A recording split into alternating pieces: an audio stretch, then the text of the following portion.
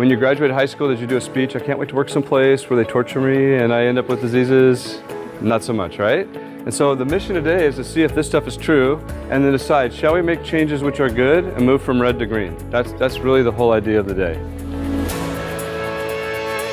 One of the most important lessons I've learned over the years is to never assume I know everything there is to know about a topic.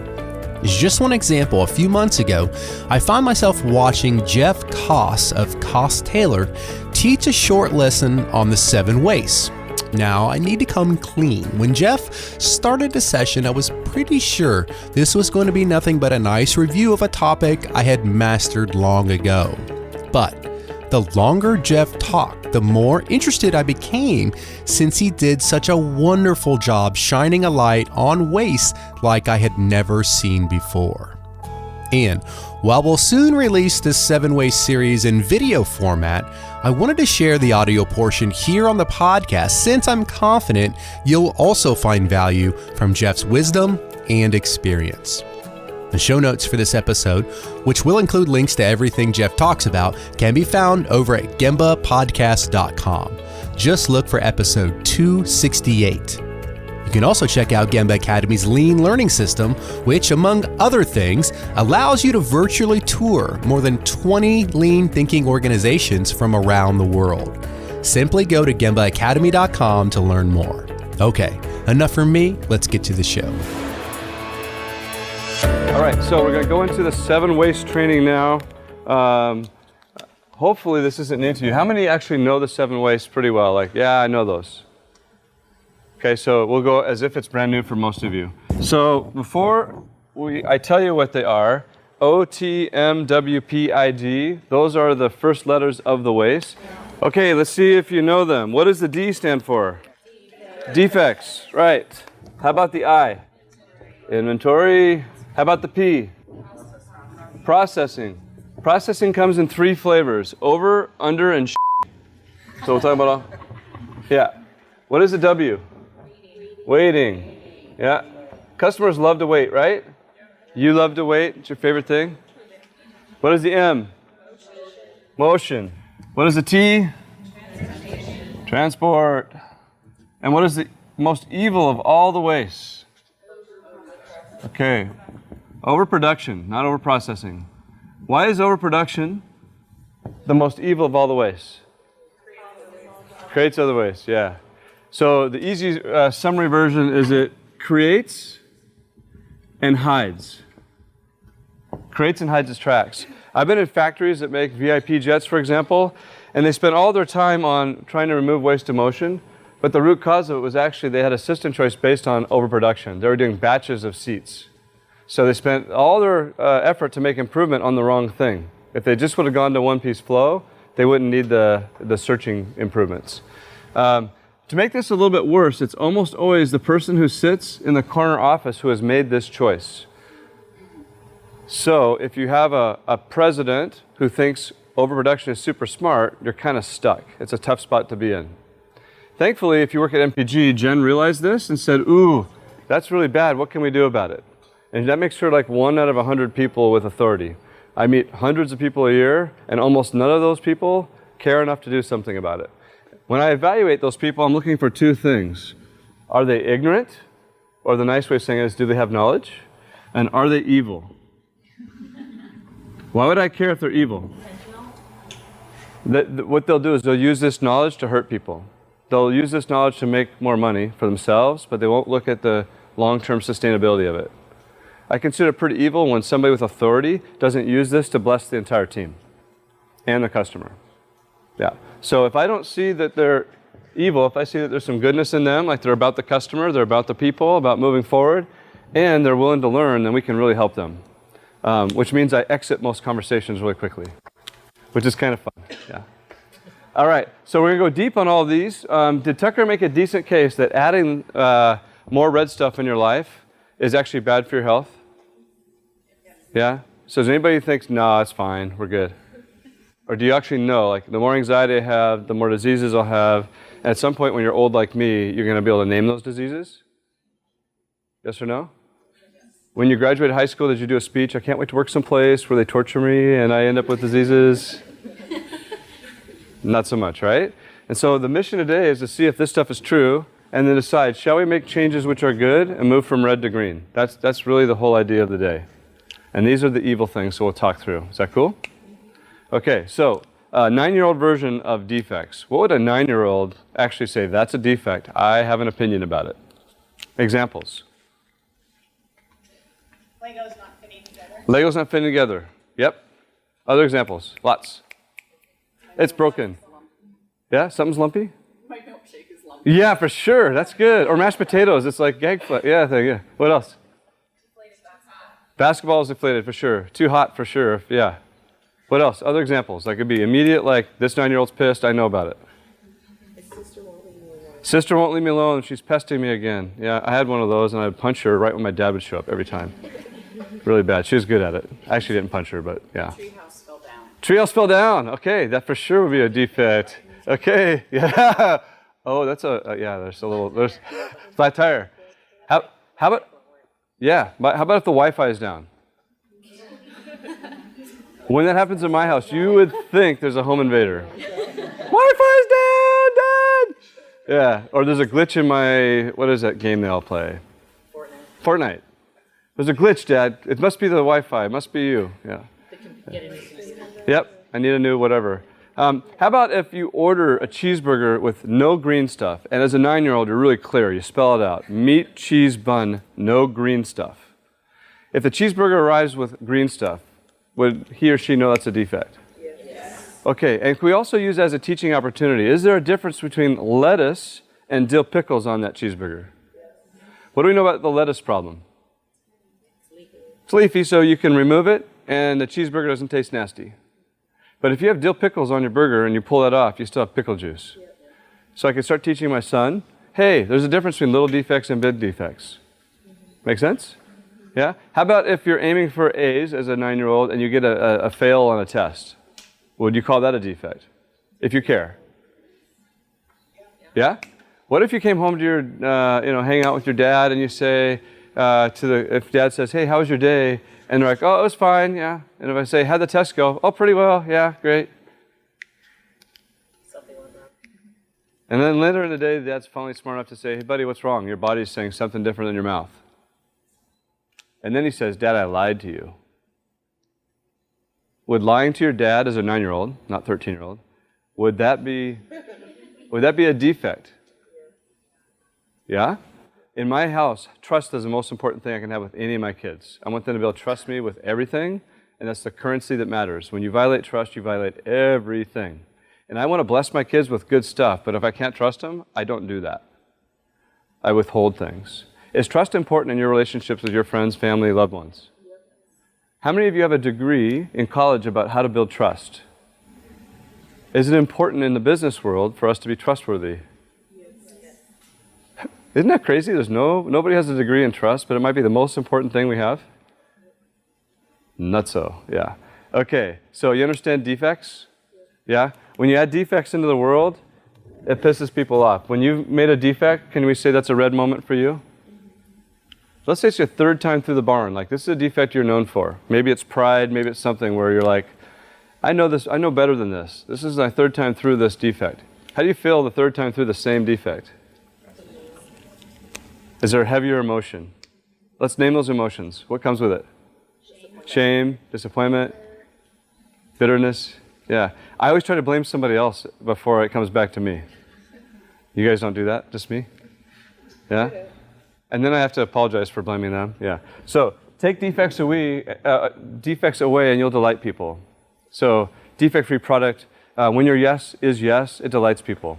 When you deliver something consistently per your promise, it feels good. Yeah. Okay? So definitely don't build an organization that's okay with 90% acceptance. What you're basically saying is 10% defects are okay. And then you're driving all that shame into the business. We're trying to aim for perfect work all day, every day. We fail every day, but we still aim at 100%. Yeah. Okay. Inventory. Are there any accountants in the room? People trained to be accountants? We'll go with no. Okay. So that was a class in college that I avoided. I saw the syllabus and said, a D will get my degree. I'm making an executive decision. I will sunbathe instead, which means get yellow or red. I don't actually get brown, but anyhow. It was a good decision because I didn't waste my time. Had the syllabus had a chocolate chip cookie on top of it, do you think I would have attended based on what you know of me yet? For sure I would. If I want to teach my little boy about finished goods, I could say, hey, a chocolate chip cookie is an example of a finished good. Would my little boy go, oh, I get it? And he could go through the grocery store and say, these are the people who make cookies. He would understand it. Is that true? And does he have an ideal finished good experience with chocolate chip cookies? Does he know his favorite? Yes. Do you know that your favorite? Yes.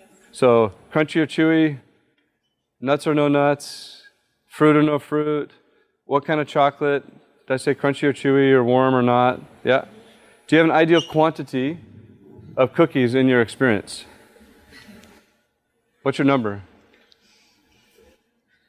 Yeah. Everybody has a number, right? 5. Nice. My little boy gets 3, even though he would love to have more than 3. So let's say tonight, his mom is actually out of the country. So she's in Albania holding a baby, and I'm taking care of the dog that is over there and Judd. And let's say today I decide to bake him cookies, which would never happen. He gets home, smells the cookies, and there's a plate with only 2 cookies on it. Now, he has 0 chance of getting cookies, but today there's chocolate chip cookies his way, but there's 2 of them. What would be the emotion he would express? What's wrong with you? Dad, what did I do wrong?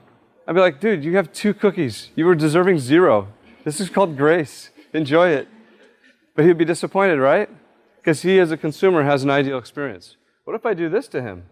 I put 4 on there, and right before he grabs the 4th one, I take a bite of it and say, that's mine. Pretty rude, right? So could I then translate, hey, Alaska Air, what is their finished good, buddy? And he might say, well, it's not really a product, it's different. I'm like, oh, okay, well, it's a service. We can talk about that. He would start to understand accounting, right? Got it? Do your customers know what they want from you? Yeah. They vote with their money, right? Yeah, every day. So great. And I've never seen a company more obsessed with trying to do a good job with that. Like, that's the one thing that you guys do better than any place I've ever been, is what does a customer really want? How do we deliver that to her? And you always say her.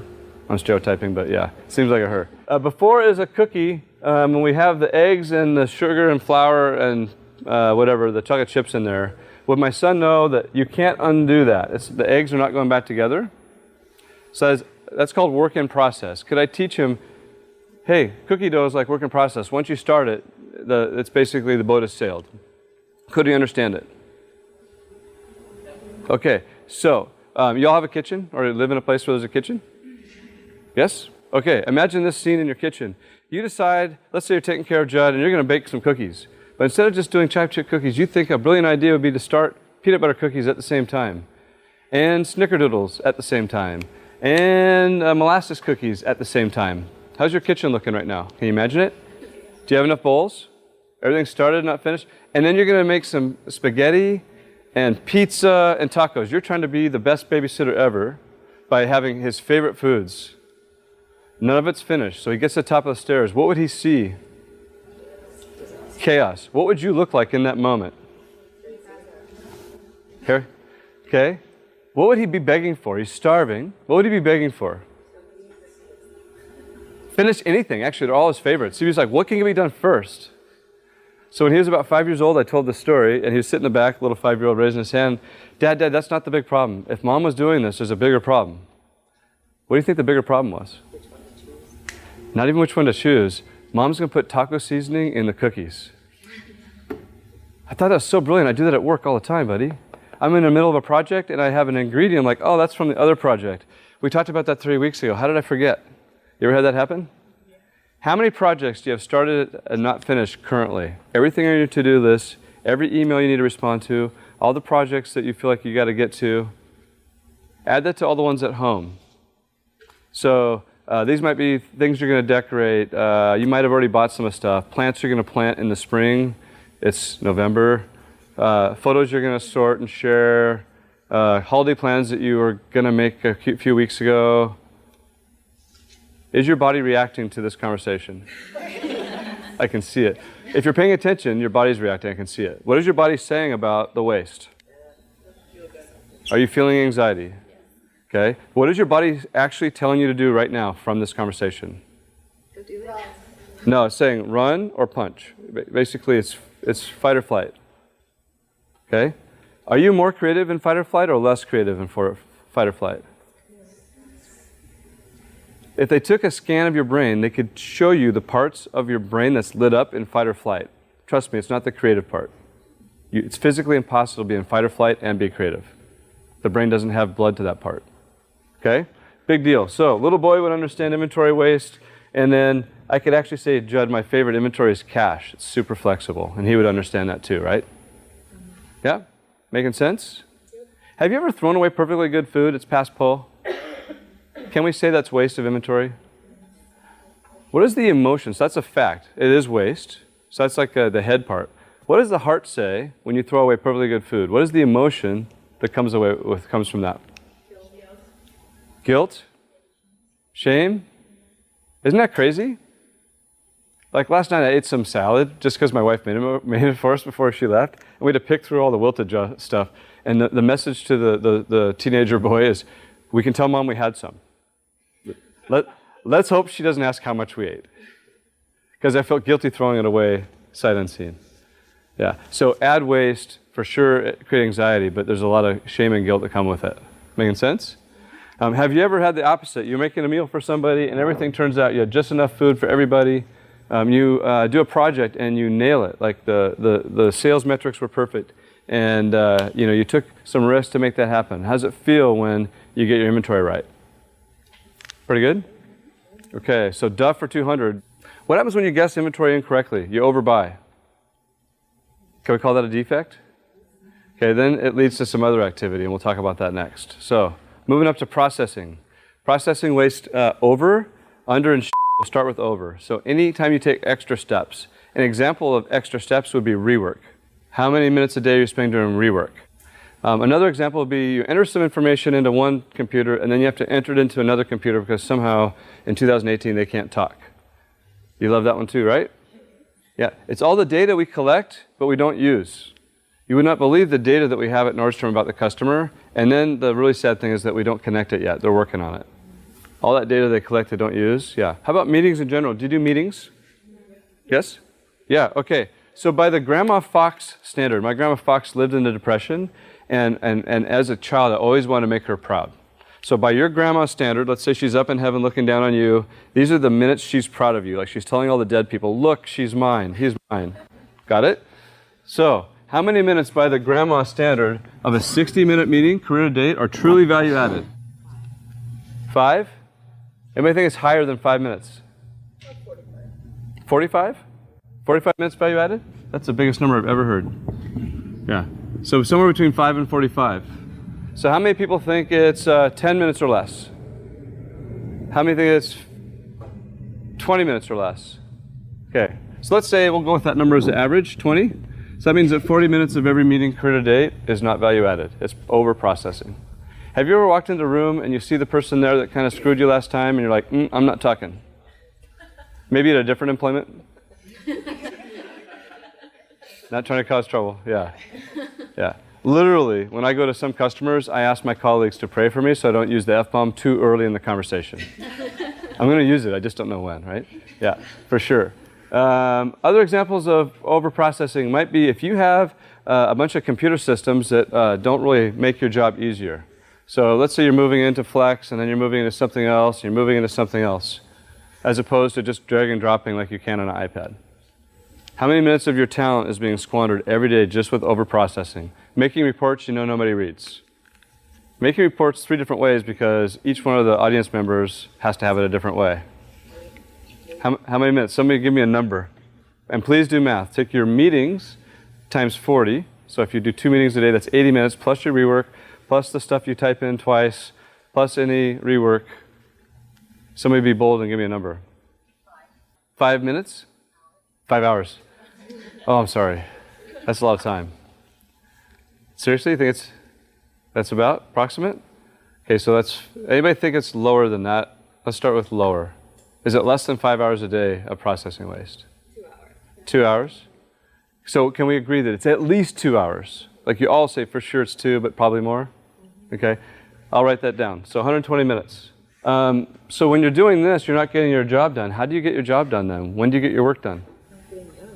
Not getting done? Or maybe you do it at night when you're supposed to be with your family and friends, right? So we steal from our family and friends to get our work done at Nordstrom?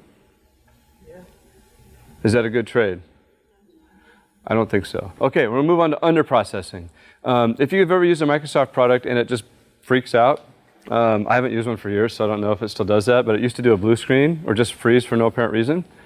Does that still happen? I don't even know. Yes. It does, okay. So somebody didn't write the code right. It's under-processed. Another example would be using a communication tool that isn't lined up with science. So for example, human communication, what % of it is body language versus the word? What % is body language? Majority. It's a heavy number. It's more than 80% by most studies. But let's say it's just 50%. Is that pretty significant? So when you send an email, what percentage of your body language do you send? What if you add emojis? Have you ever sent an email and then find out like 5 minutes later that somebody is really upset and you're like, what are you even upset about? Or they come to you and say, hey, I didn't know you were mad at me. And you're like, I didn't know I was mad at you either. Well, but you used all caps. I'm like, I was just, I wasn't paying attention. Let's say Boeing is going to make an airplane with 50% of the information they need. Would you want to fly on that airplane? In your world, I'm not sure how prevalent it is, but do you send more than 10 emails in a day? Okay. So every time you send emails out, there's a decent chance you're being misunderstood, which causes a defect, which causes you to rework, overprocess. It's a mess. Highly recommend you get face-to-face time. Most everybody here has an iOS device. I think everybody does. It's very normal to FaceTime, even if we're in the same building. And walk next to each other because we're not stuck in meetings all day. Just talk. Yeah. Okay. Under processing, I won't ask for amount of time. Is when you just don't have a process. So when I go from one department to the next department, I would find that each job was different. So if I was a design director and I went to 3 different places, it would be totally different in each cell. Or in any position you have, it's different. Have you ever walked into a position like, are there any procedures to follow? Yes? So when there's no procedure, that means that the generation before you didn't care enough about you to make sure that they taught you everything they already learned. Super, super, high ego. When we create standard work, it's a gift to the next generation. Yeah. A lot of people say, oh, standard work, that means I won't be creative. Frankly, it means getting the laundry done so you have more time to do the fun stuff. If you enjoy laundry, you're not me. I don't enjoy that. So I always want to take all the stuff that's kind of boring and make it super easy so the next person can do that, so I can do something that's more valuable. That's really the gateway to grow in our company. It's basically make yourself replaceable. Yeah. So any questions on processing weights? Significant amount of your time, right? Yes? Okay, and can we say we don't enjoy that, or we do enjoy? Do you enjoy rework? Do you enjoy those things or not?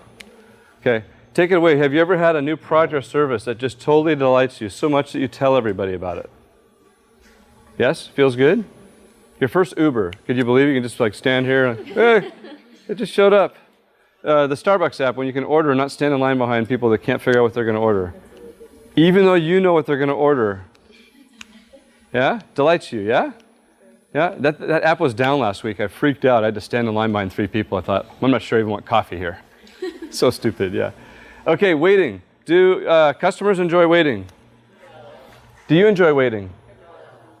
Do you have a follow-up system for all the things you're waiting on? Do you have a to-do list? So then you overprocess that? And then do you have some people whose yes always means maybe?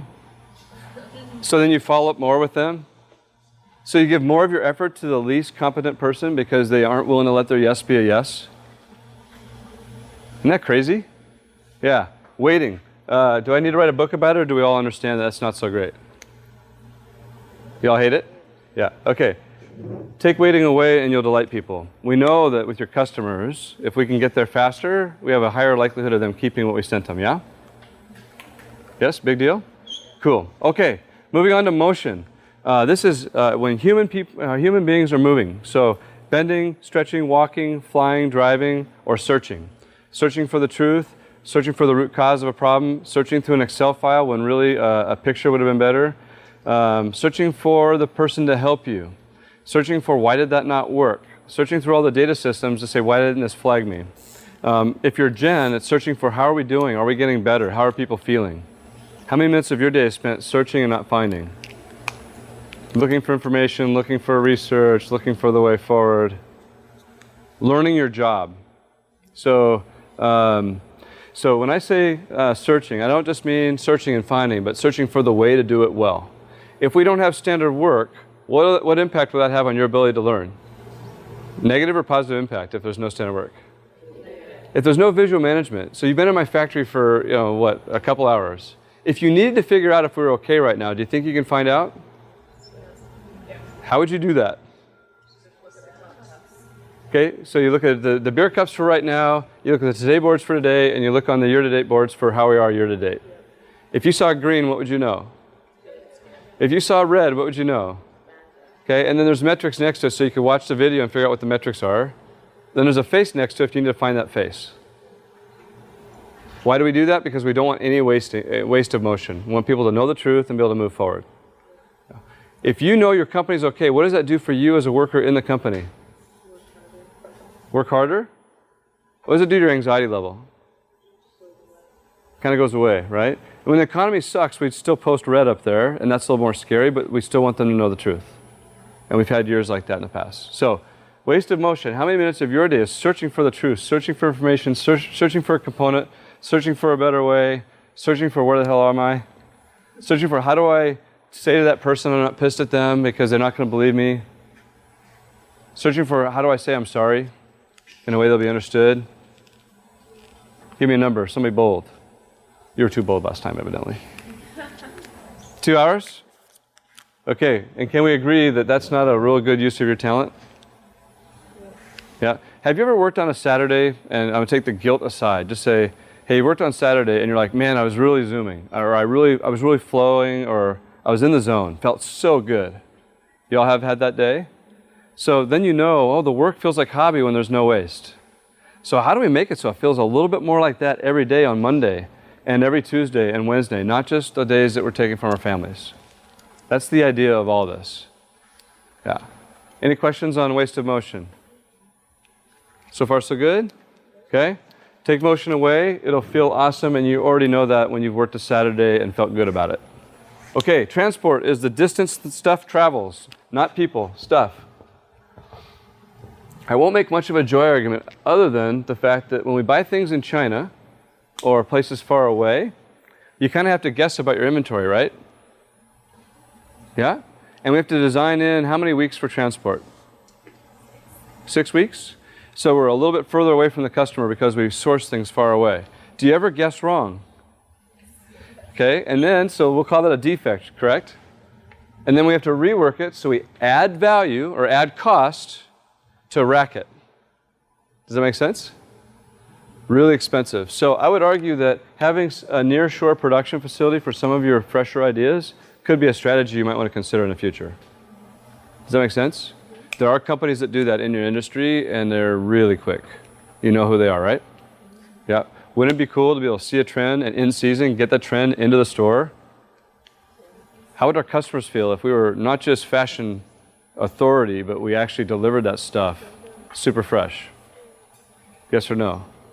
How big would the market be if that was truly all about us? We found a way to do that. Kind of big? Kind of fun? How fun would it be to chase after that stuff? I would even like that, and I'm not even a guy who can dress himself, so I had to FaceTime with my wife just to make sure I looked okay today. So, and she thought it was wrong. I'm like, no, it's fine. I got black and black. Should be okay. Too much black, evidently. So, okay, moving on.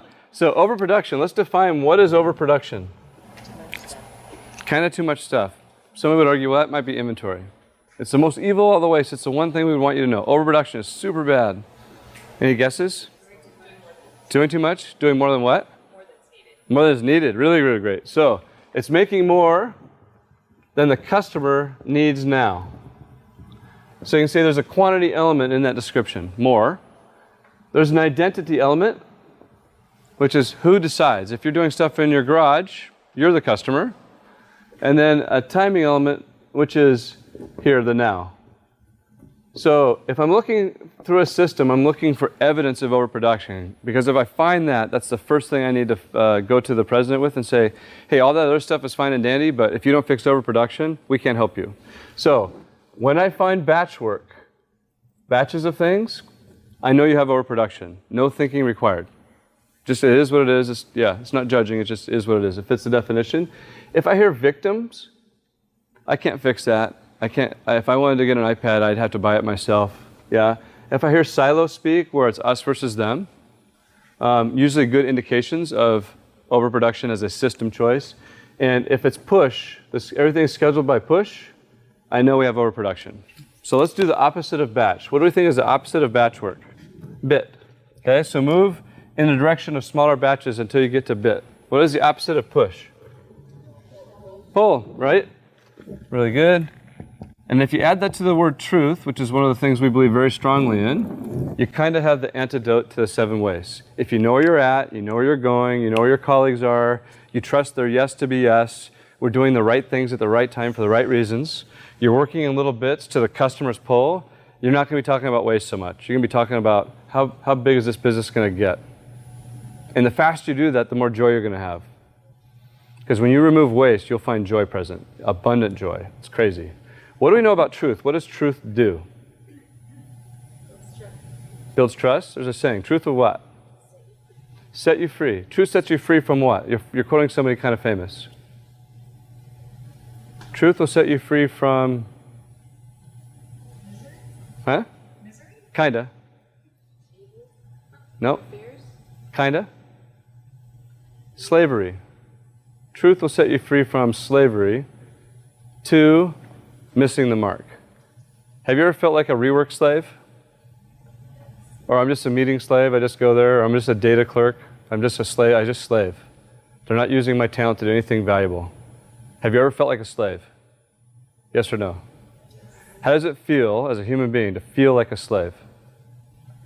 Okay, why would we go to work and let somebody enslave us to waste? Why do we do that? We kind of need to eat, right? Okay, you work in an organization that doesn't want you to waste your talent anymore. And they, at the highest levels or the lowest levels in Nordstrom speak, understand that the only way we can do this is to do it together. You're in a position to change for generations to come the way Nordstrom lives, breathes, works. The next version of you coming in an organization can live totally differently if we get this right. Yeah? I'll give you some examples of systems and tell me if they're overproduction. Yeah, email in general. Does it fit the definition of overproduction? Yeah, it's frequently copy all, and it's for sure pushed. How many emails do you get in a day? Oh, Lord. Seriously? More than 100? How do you get your job done? Okay, you do it at night, yeah. So when you got your first email, it was kind of exciting. You have mail, yay. And then it got not funny after, one day at work, right? How many emails do you think I get in a day? From my internal folks, my internal colleagues? Below 10. Yeah, below 10. Yeah, and we're as big as we've ever been, as crazy as we've ever been, and I spend a lot of my time with you all. So there are other ways to live. I want to encourage you to think about that one. Yeah. The way Starbucks makes drinks for us today, or the E-bar, overproduction, yes or no? When you order a mocha your way. No. No, why? It's a bit to your pull, and if you watch closely, you can tell whether it's going to suck or not. Right?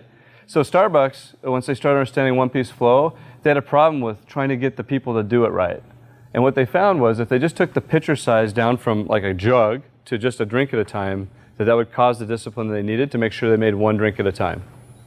Have you ever walked into Starbucks and see a queue of stuff? And you know it's going to suck, right? Yeah, right. What if Starbucks thought, hey, McDonald's in the 80s, that's a great business model. We're going to have heat lamps for mochas and lattes and whatever else that they... What would you know about the quality of that drink? Would it be your way? Not so much?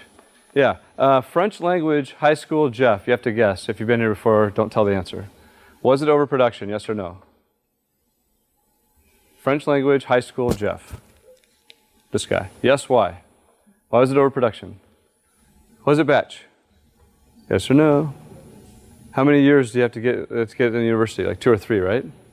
So 3 years of French. Was it pushed on me? Yeah? What did I learn? I learned a song, not in class. That's it. That's all I can remember. We, know, and a song. Yeah. Yeah?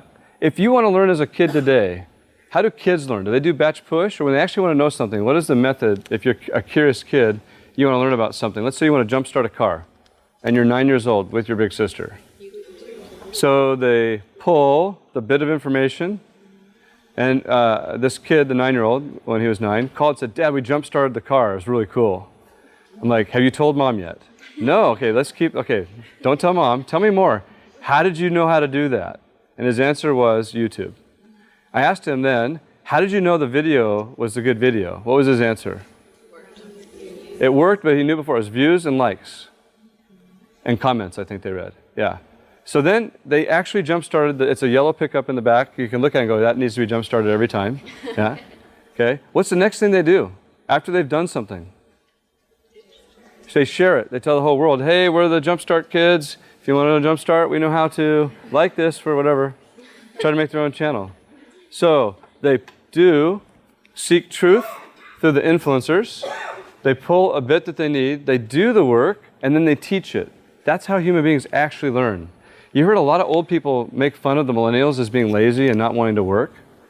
The difference is that you all know how to work in a way that doesn't have waste. And you're unwilling to work with waste, kind of. And I'm stereotyping if you fit into that. My kids will never want to work in a place that wastes their talent. I will beg them not to work in that place. I hope you will too. Would you want to send your kids into a job where you're going to spend 4 hours a day polishing crap? If there are other options available? Yeah. Okay. Cafeteria food as you know it today. Overproduction, yes or no? It's under the heat lamp, that's a clue, right? Yeah. Okay. Can overproduction happen in the context of the home? Relationship with, let's say, somebody you love. Yes or no? Yes. Okay, if you've heard this before, I'm sorry you're here for a repeat. But I actually did this. So, my bride, her name is Stacy. We've been married almost 30 years, which is incredible because she's pretty great. She suffers from anxiety. It's a medical thing, for sure. And now we're old enough where things are starting to break. I actually noticed how wasteful she was in the kitchen one day, and I thought, I can fix her. Super smart, yeah. So she went away for 3 days, and me and the big kids rearranged her kitchen for her. We got rid of all the dishes that weren't needed. There's a bunch of ones that were just pretty for special occasion, and let's be clear, those never get pulled out. Everybody has a dish. If you want to eat, you'll clean the dish you messed up. We organized the cold thing, the fridge, got rid of all the extra food. And in the pantry, we made a 2-bin system, much like we have next door for the coffee and stuff. It was beautiful. And when she came home from her weekend, we said, "Hey, we want to empower you to use your new kitchen. Hope you're going to love it." How do you think that went?